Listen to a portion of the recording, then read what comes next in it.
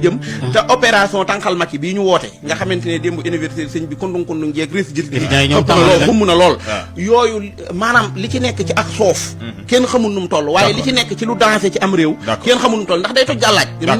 Nicolas waaw baaxul gis nga fëgg ay kubéeri cin yëmut ci toj gàllaaju Macky Sall dong de waaye képp kuy kilifa ci réew mi sax mën naa toj sa gàllaaj képp ko am ndomba tànk rek loolu mën naa ay mbir la xam nga loolu dafa am lu ci suufe loo xam ne kenn mënu ko wax ci ab rajo waaye gis nga kondong yooyu bu ko mbooloo day def ba te yan yore bokkul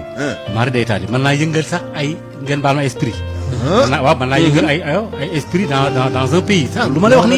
li ñuy wax ni Mbàkke xam na ci dara lu mën a ne la mais gis nga yàlla dafa wax ne maay joxe nguur mais képp ku yàlla jox nguur te amoo yërmande booy daanu dalay gàtt laaj bi mooy pour ñu tëj ko rek lan moo taxe jamono ji ñii ne dañuy dem élection ñii ne duñu dem ñii ne nañ ko pause ñii ne nañu toog waxtaan